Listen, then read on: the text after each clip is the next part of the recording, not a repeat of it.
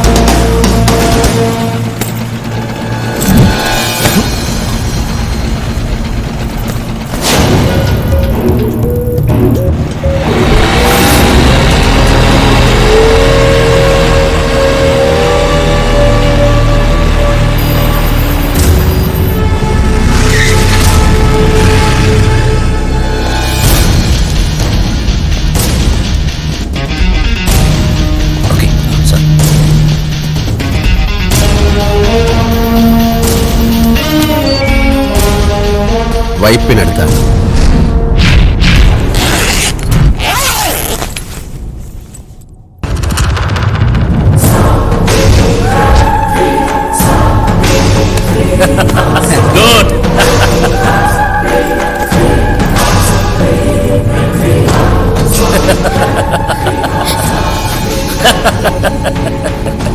എന്റെ അച്ഛന്റെ കയ്യിൽ പണമില്ല, ഒരു ചില്ലി കാശ് നിങ്ങൾക്ക് കിട്ടില്ല എന്നൊക്കെ പറഞ്ഞിട്ട് ഇപ്പൊ എന്തായടേ? ഇത് കണ്ടോ, 1 കോടി രൂപ പണം കിട്ടിയില്ലേ? ഇനി എന്നെ വീട്ടിൽ കൊണ്ടുവന്നാക്കും. അങ്ങനെ ഇപ്പൊ നിന്നെ ഉപേക്ഷിക്കാൻ പറ്റുമോ? കർത്താവായിട്ട് ഓരോ വഴി കാണിച്ചു തരുമ്പോ നമ്മളായിട്ട് അത് തട്ടിക്കളയരുത്.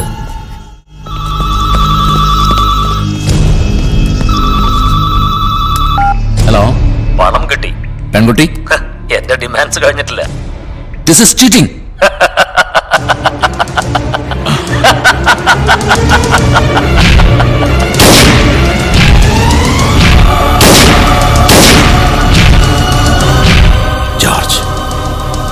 ജോർജ് കുട്ടി,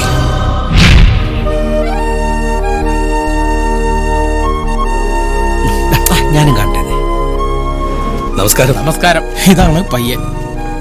നല്ല സ്റ്റൈലും പയ്യനല്ലേ ചായ? എന്താ പേര്? ജോർജ് കുട്ടി. മുംബൈയിലാ ജോലി. 5-8 കൊല്ലമായിട്ട് സ്പെയർ പാർട്സിന്റെ ബിസിനസ്സാ. അവിടെ സ്വന്തമായിട്ട് ഫ്ലാറ്റും കാറും ഒക്കെ ഉണ്ട്. നാട്ടിൽ ബന്ധുക്കളായിട്ട് പറയത്തക്ക ആരുമില്ല. ഞാൻ വകയിൽ ഒരു അമ്മാവനാ. ഇതെന്റെ ഭാര്യ. പപ്പ 25 കൊല്ലം മുമ്പ്. അറിയാം, രാജ്യത്തിനു വേണ്ടി ജീവൻ ബലിയർപ്പിച്ച ജവാന്റെ മകനാണ് ആലോചനയുമായി വരുന്നതെന്ന് അറിഞ്ഞപ്പോഴേ ഞാൻ തീരുമാനിച്ചു. അല്ല, മക്കൾ എത്രയാ? വർഗീസ് മാപ്പിളക്ക് മക്കൾ 4, 2 ആണും 2 പെണ്ണും. ഇതെന്റെ മൂത്ത മകൻ ക്രിസ്റ്റി. നമസ്കാരം. സൗത്ത് ഇന്ത്യൻ ബാങ്കിലാ ജോലി. ഇളയവൻ ജോജി. അവനെവിടെ? ജോജി പ്രസന്റ്. ഞാനിവിടെ ഉണ്ട്. നേർന്ന് കിട്ടിയ സമ്പാദ്യ. സെമിനാരി പഠിക്കുക അച്ചമ്പട്ടത്തിന്. കുടുംബത്തിൽ ഒരു പുരോഹിതൻ, അതിന്റെ അന്തസ്സൊന്നും വേറെ തന്നെയാ. ആർക്ക്? ഇവിടെ എന്റെ ജന്മം പോയി നിൽക്കുക. ക്രിസ്റ്റി, മോളെ വിളിക്കടാ. ഒറ്റക്കൊണ്ട, ഞാനും വരാം. വന്നില്ലെങ്കിലോ?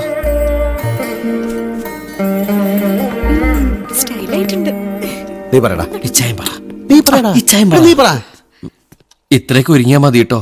കൂടുതൽ സുന്ദരിയായ പിന്നെ ഈ കല്യാണം നടക്കില്ല. അതെന്താ? ചെറുക്കന് മാച്ച് ആവില്ല. ഇച്ചേന ആളെ കണ്ടോ? പിന്നെ കണ്ടില്ലേ? നീ പറഞ്ഞു കൊടുക്ക. നീ പറഞ്ഞു കൊടുക്ക. അതെ, അത് ഒരു കണ്ണ് ഇങ്ങനെയാ, പിന്നെ മുടിയില്ല.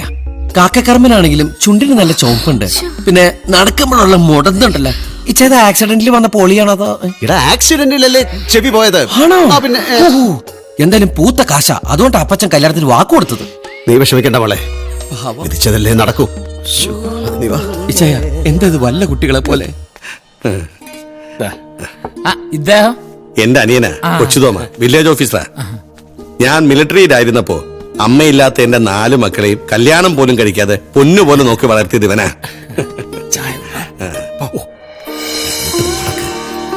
അങ്ങോട്ട്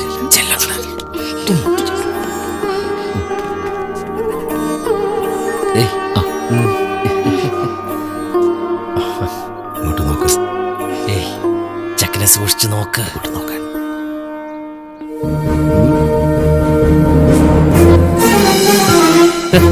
ഏയ്.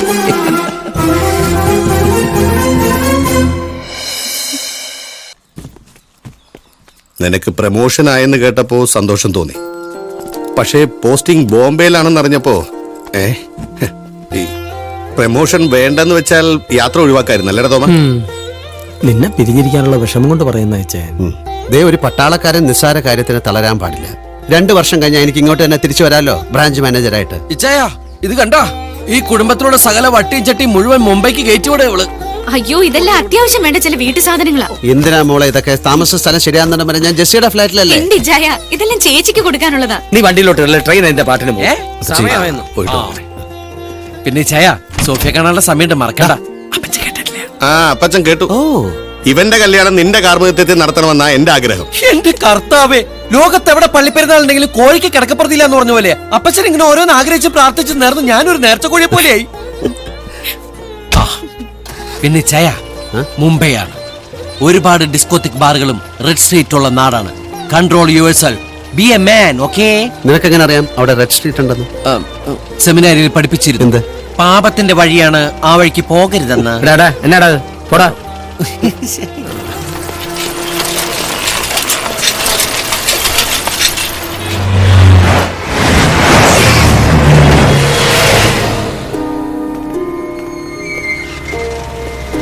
टैक्सी ചെമ്പൂർ जाएगा. അളിയനൊന്ന് നേരത്തെയാണല്ലോ. ഇന്ന് സാറ്റർഡേ അല്ലേ? ഓ ഞാനതങ്ങ് മറന്നു. ജെസ്സി, അളിയൻ അന്തേരിൽ തന്നെ ഒരു ഫ്ലാറ്റ് റെഡിയാക്കിയിട്ടുണ്ട്. തിങ്കളാഴ്ച കീ കിട്ടും. അത് നന്നായി. ബാങ്കിൽ പോയി വരാൻ എളുപ്പമാ. ഈ ട്രെയിനിലുള്ള യാത്ര വലിയ പാടാ. 2 ആഴ്ച കൊണ്ട് ബോംബെ മടുത്തു. ശീലമായി കഴിഞ്ഞാൽ പിന്നെ എവിടെ വിട്ട് പോവില്ല. അതാണ് മുംബൈ. നീ എന്താടി വല്ലാതിരിക്കുന്നത്? നിനക്ക് എന്താ പറ്റിയേ? സുഖമല്ലേ? ഒന്നുമില്ല. വന്ന ദിവസം മുതൽ ഞാൻ ശ്രദ്ധിക്കുക, നീ ആകെ മാറിയിരിക്കുന്നു. നിന്റെ പഴയ പ്രസരിപ്പും കളിയും ചിരിയും ഒന്നുമില്ല. അത് ഏട്ടന് വെറുതെ തോന്നുന്നതാ. ഏയ് ക്രിസ്റ്റി പറഞ്ഞത് ശരിയാ. വന്ന അന്ന് മുതലേ ഇവളിങ്ങനെ നാടും വീടും വിട്ടൊരു ഫ്ലാറ്റിൽ ഇങ്ങനെ ഒറ്റയ്ക്ക് ഇരിക്കുമ്പോ ആർക്കെങ്കിലും ഇങ്ങനെ തോന്നും. ഞാൻ പറഞ്ഞതാ നാട്ടിൽ നിന്ന് വേണമെങ്കിൽ സ്റ്റെല്ലയെ കൂടി വരുത്താന്ന്. അത് വേണ്ട. ഇടി പിണകല്ലേ? ഓക്കെ, നാളെ സൺഡേ അല്ലേ? ഇവിടുത്തെ കിച്ചൺ റെസ്റ്റ്. നാളെ നമുക്ക് എല്ലാവർക്കും കൂടെ ഒന്ന് കറങ്ങാൻ പോകാം. ഓക്കെ, ഇതുപോലെ ഇവിളെയും കൂട്ടി ഇടയ്ക്കൊക്കെ ഒരു ഔട്ടിങ്ങിന് പോകണം. ജീവിതത്തിൽ ഇതൊക്കെ ഒരു രസം. അളിയൻ അറിയാഞ്ഞിട്ടാ ഞാൻ ഇവിളെയും കൊണ്ട് കറങ്ങാത്ത ഒരു സ്ഥലവും ബാക്കിയില്ല അല്ലടേ.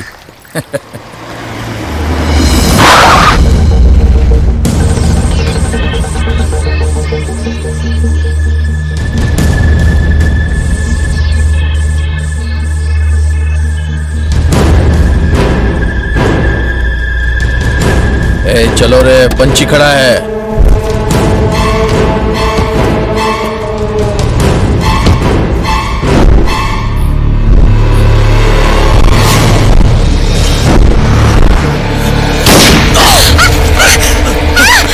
भाग रहा है, पकड़ो रे.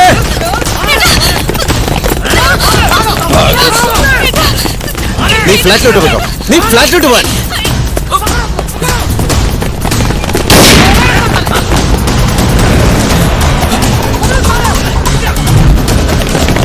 किधर भागेगा रे?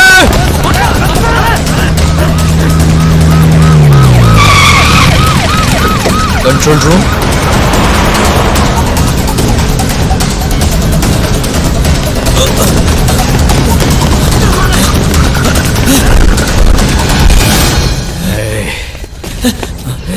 कान भाई मत मारो प्लीज, डोंट शूट मी. साले तू क्या समझा? करीम लाला चदिचटे, मुंबई में तू जिंदा रह सकता क्या? कान भाई तेरे को लाला जी के पास जिंदा लाने को कहा है. जीवन उड़ा. आज के बाद कोई मासूम लड़की को बेच के धंधा नहीं करेगा तू. ए पकड़ो साले.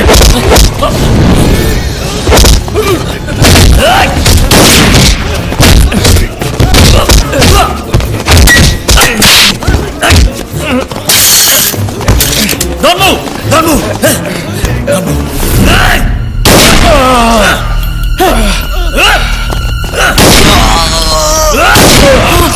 കാര്യം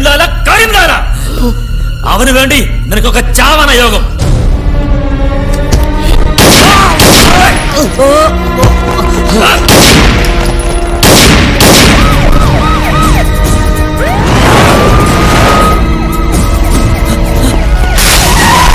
അന്വേഷിച്ച് വേഗം രക്ഷപ്പെടാം. ജോർജ് കുട്ടി എന്താ ഇതൊക്കെ? ഒന്നും പറയാൻ സമയമല്ല. പോലീസ് സ്വയരക്ഷയ്ക്ക് വേണ്ടിയല്ലേ നമുക്കിത് പോലീസിനോട് പറയാം. പോലീസിനെ നീ പറഞ്ഞ് മനസ്സിലാക്ക്. ഞാൻ വക്കീലുമായിട്ട് വരാം. ജോർജ് കുട്ടി Don't move.